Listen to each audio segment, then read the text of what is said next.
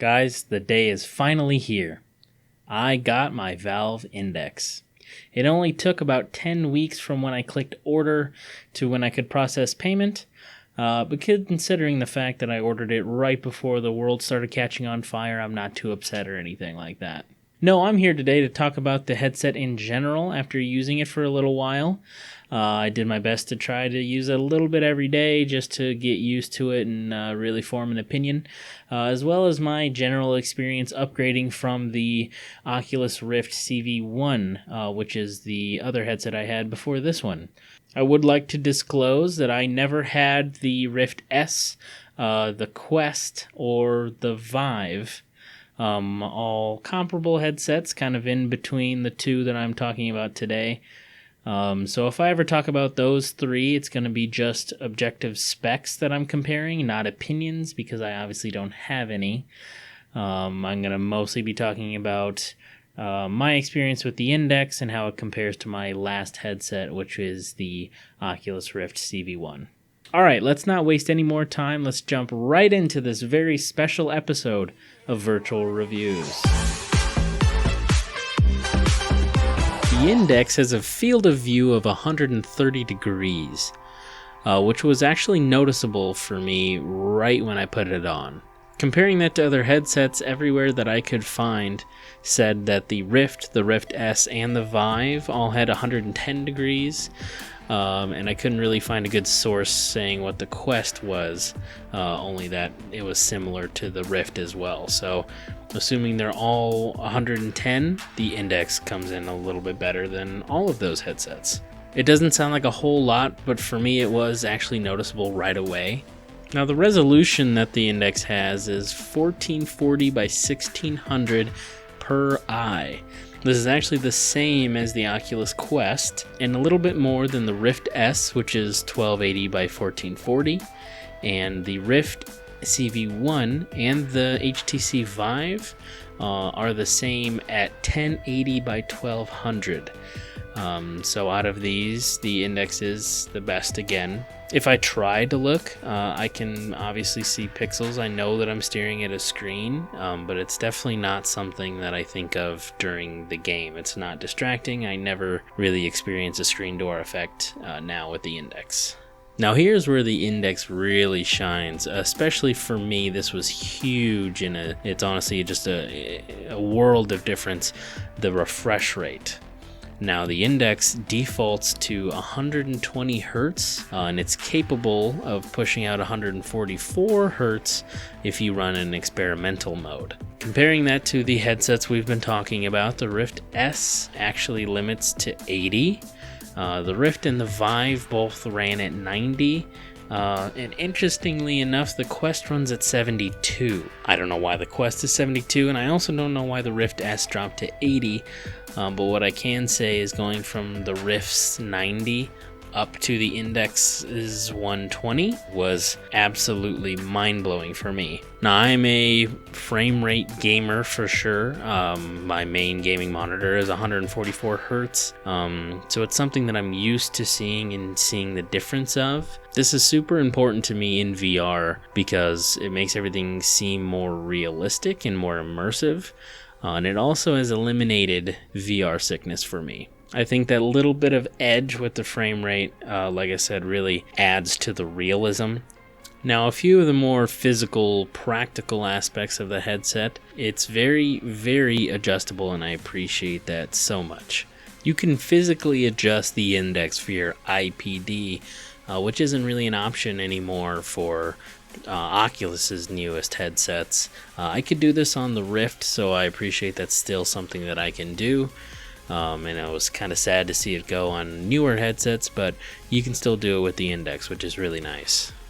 You can also fine-tune the lens distance to help you with focus, or if you need to fit glasses in there, this is also a really nice feature. Or if you don't need glasses and you have the capability to do so, you can bring them all the way in to maximize your potential field of view, which is what I've done. But I do appreciate the fact that it's super adjustable and easy to do so with the knob on the side. The range of motion of the main strap, I guess you could call it, makes the Index way easier to put on and take off. Putting the headset on properly was a lot more difficult with the Oculus Rift because it didn't bend high enough. So that's something I really appreciate about the Index, is how flexible it is. Continuing on with the topic of how it fits on your head, the adjustment knob in the back too is much appreciated. It keeps it nice and even on both sides and feels a lot more mechanical and secure than the little Velcro straps I had on the Oculus Rift. The big Velcro strap along the top is pretty typical, but even that feels pretty strong and comfortable at the end of the day.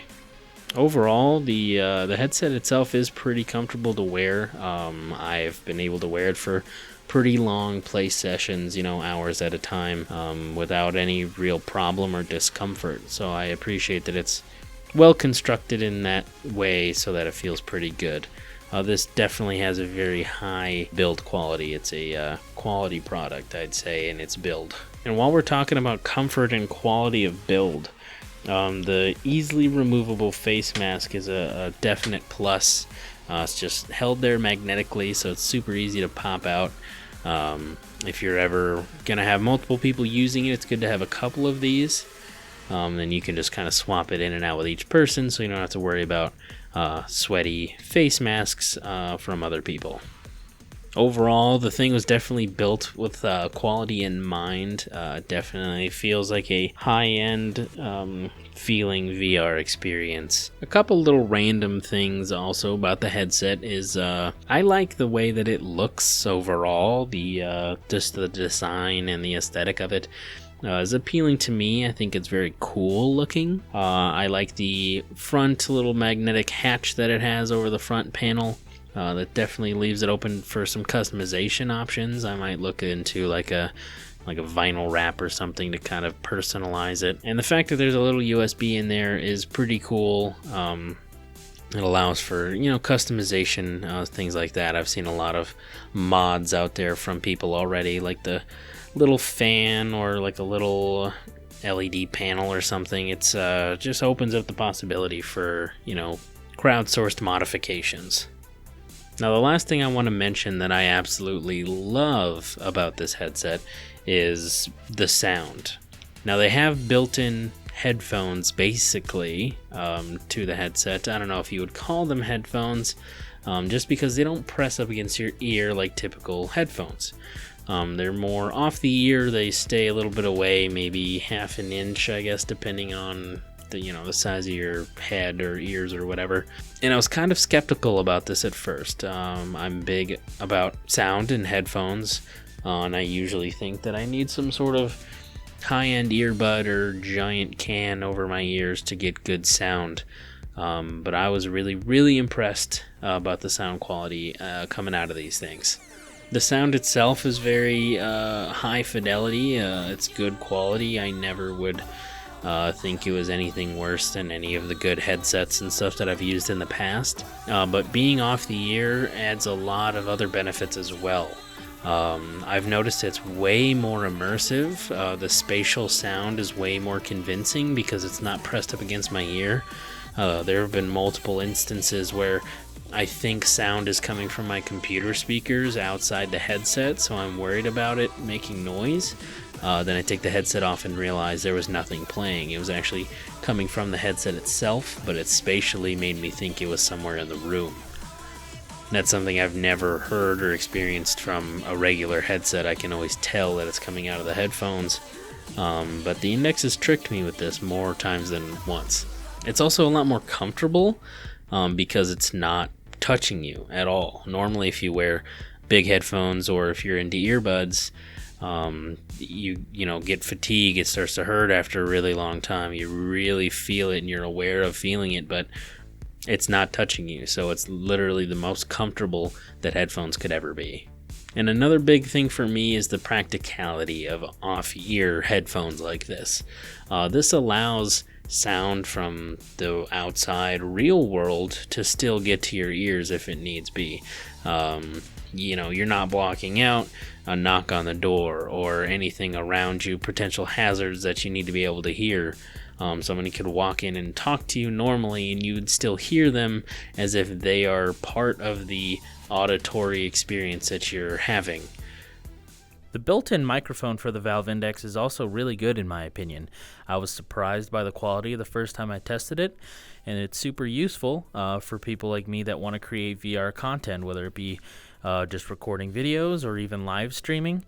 It removes the need for any external mics like a lav mic or wearing a headset or something like that, because the microphone is surprisingly good. This is me using it right now, and you tell me what you think. Does it sound pretty good to you? Because I think it sounds pretty good. The cable is also super, super long. I don't know exactly how long. I'm not going to measure it or look it up, but I didn't need any extenders for it when I previously did for my Rift. Using the same exact setup, I'm using a suspension system, and the Index stock cable is long enough for that to reach every point in my room, where I needed a pretty significant extender for my Oculus Rift. Now obviously I've been singing the headset's praises for a while, so let's get into some of the things that I dislike, because none of this is to say that there's nothing wrong with the headset. It's certainly not perfect. First off, the headset itself is very heavy, way heavier than the Oculus Rift that I was used to, and from what I've heard of more modern Oculus headsets, this is going to be way heavier than those. It feels like it's probably almost double the weight of the Rift CV1. I'm reading that the Index is about 809 grams or 1.786 pounds. I don't have a scale to verify that, but that's where I'm reading from multiple sources, and that's quite a bit of weight. Just shy of 2 pounds is a lot of weight to strap to the front of your face. The next biggest problem that I've been having using the Valve Index is getting the focus right, and then maintaining that focus while playing for a while. It feels like I constantly have to kind of fiddle with it to make sure it's focused properly when I put it on for the beginning of a play session. And then it feels very easy to lose that focus if I make one adjustment to how it's on my head or pressed up against my face. I lose that perfect focus, and then I have to work to achieve it again. Because it's so flexible, like I mentioned earlier, it is a lot easier to put all the way on and take all the way off. But one thing that's been bothering me is there's no kind of middle ground. The Index excels at being comfortable in the exact position that it's supposed to be, and you don't really have any other options. You're either in or you're out. A couple other small complaints I've had is that the headset itself actually needs its own dedicated power plug. And at the end of the day, it's not the worst thing to work around, considering you're plugging it into a PC. You would assume you have another outlet nearby, close to that PC, but it actually took up the last spot I had on my main power strip.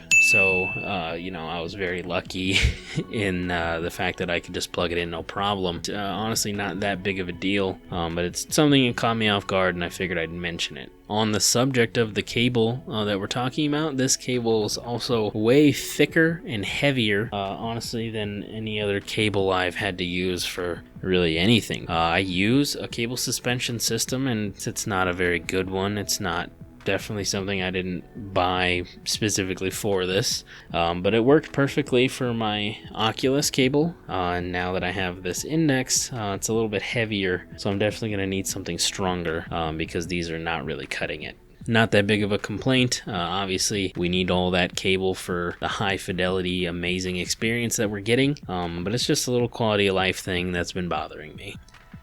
Alright, let's talk about these controllers. These bad boys are honestly what sold me on the Index so hard, why I wanted it so badly. I was extremely excited for these, and I'm ready to talk about why. First off, the finger tracking. It was such a cool idea. I was super excited when I first heard about it and saw it in videos and whatnot. The finger tracking is really, really cool. It's not 100% perfect, obviously. It really just detects whether your fingers are up or down, or how close they are to the controller. But it's still very cool that it's individual finger tracking, where before, like the Oculus Touch controllers could sense your index finger, thumb, and then the rest of your fingers as one because of the grip button.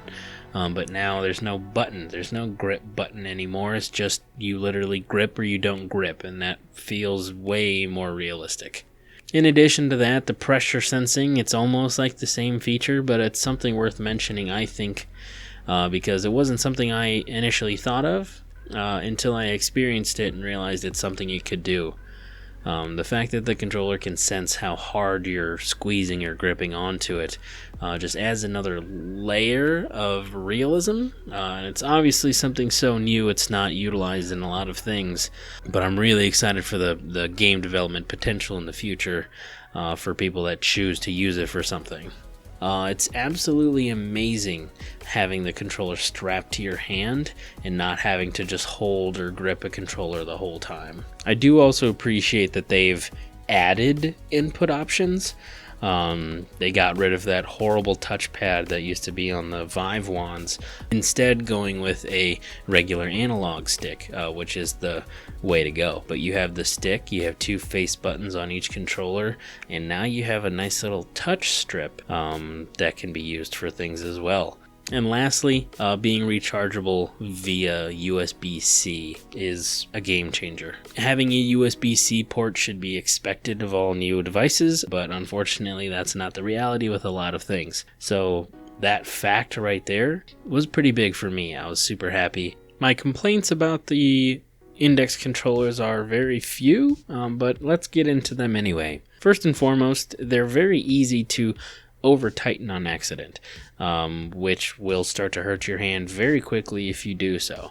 When you get your hand in a comfortable position, it's kind of just an instinct to yank on that little adjustment cable until it's nice and snug, and you think that it feels good and it's comfortable, and then you go for a little while and realize that was a little too tight.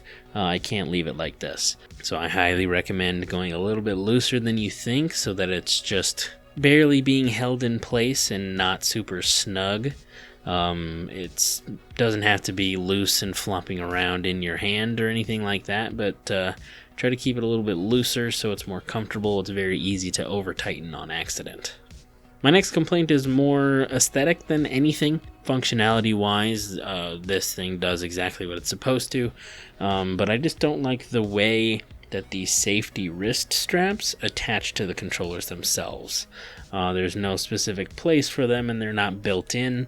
You're kind of just instructed to loop them around the base of the controller themselves, which is, secure, fully secure, so you're not going to drop them. The thing's not going to slip off or anything like that. So functionally, it's perfectly fine. I just don't think it looks as nice as it could. Yeah, minor complaint, but that's just something that kind of bothered me. And the last thing is kind of just how wide and clunky they are. It does feel like you just have these big, blade wing things coming off your hands, and they just bump into everything, especially if you take the controllers off and let them hang down so you can use your hands for something. Kind of the same complaint about not being able to half put on the headset to look around. Obviously, none of this was constructed to be half worn while you do other things, but that's just a little convenience thing that bothers me. Now, to wrap this whole thing up, I want to talk about the Lighthouses a little bit. I don't have a whole lot to say about them, but I think they're worth mentioning. A couple aspects of them I found good, and a couple of things I found bad. So first off, the thing that surprised me that I honestly had no idea about were the Lighthouses don't need to plug into your PC. This was honestly a surprise for me because I was used to the Oculus CV1, which needed those little sensors to be somewhere in your room. If you wanted perfect 360 tracking, you needed 3 of them, and for them to work the best, you wanted them mounted up high. So you had to find your own mounting solution. Otherwise, you're using those little stands to put them on desks and bookshelves and all sorts of weird things. And then those sensors also had to plug into your computer. These Lighthouses, or base stations, I guess I should call them, don't need to be plugged into your PC. And that was big for me. I was like, wow, that's amazing. And I get really good tracking with only 2. And something I touched on the Oculus sensors that the Index does better is it came with mounting hardware. Pretty good stuff too, if you ask me. One thing that kind of threw me off and I had to work around a little bit was each base station needs to plug in as well. It needs its own power, which obviously if you're not plugging into a PC, you need power from somewhere. It's not going to be battery or rechargeable or something weird. You just want to be able to plug it in and leave it alone. So this is obviously a necessity. It's just a little bit annoying. I had to run cables and change power setups and this and that sort of thing. The plugs are actually really big as well, so they're kind of inconvenient for power strip situations or anything like that. A lot of times it's easier just to give it its own dedicated plug on the wall. Overall, as you can probably tell, I am very much enjoying the Valve Index. I love it. Plain and simple. It's definitely a jump up from anything that I've used in the past, and I have a feeling that even if I did try some of these newer Oculus headsets or some of the other options out there, I would still like the Index the best. The combination of the high quality construction, attention to detail, and impressive specifications make it the best VR headset I've ever used, and probably one of the best overall experiences you can get in one package. Now here's the part I know a lot of you have probably been waiting for. Let's talk about the price. Now the full VR kit like I got, if you need everything from scratch, is $999.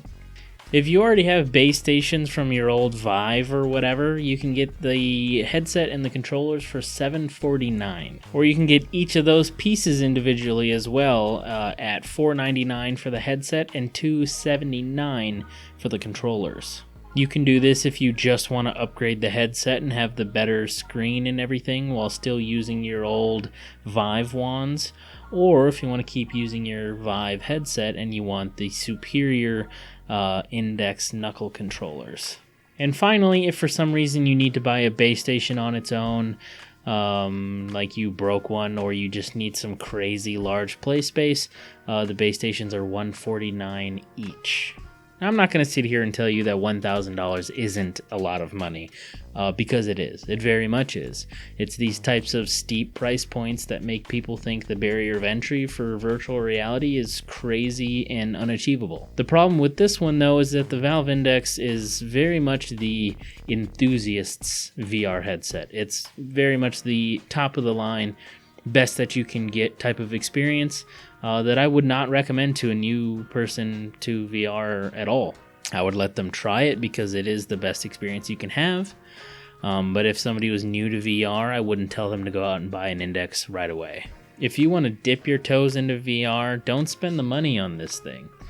But if you already know that you love virtual reality, this thing is the way to go for sure. The way I see it, the Valve Index is a clear upgrade for anybody that's already passionate about virtual reality. For me, going from the Oculus Rift CV1 to the Valve Index was a very clear generational jump. It was obviously an upgrade. And I think it's still better than all the other headsets I haven't tried. I know this won't be a satisfying answer, but I can't tell you whether this headset is worth $1,000 or not. It's different for everybody, worth is subjective, and that's not something that I can just decide for you. What I can say is that for me, it was definitely a step up, and it inspired feelings the likes of which I haven't felt since I first tried VR years and years ago. If you've made it this far, thank you so much for watching my review of the Valve Index. I had reviews of Half-Life Alyx and Boneworks kind of already in the process, but then I found out my Valve Index was actually on its way. And because both of those games were really designed with the Index in mind, I figured I would give it a try on the new headset before I actually formally reviewed them. So if you want to know when those reviews come out, please consider subscribing and turning on all notifications so you know when all of my uploads go live. If you liked the video, gently caress that like button for me, and if you didn't like it, just don't do anything. YouTube doesn't really have a system for not liking a video, so just kind of leave it alone and don't really look any further than that. Tell me about your experience with the index if you have one, or feel free to ask me any questions down below in the comments. I'll try to get to as many as I can. And of course, thanks again for watching. I'll see you next time. Peace!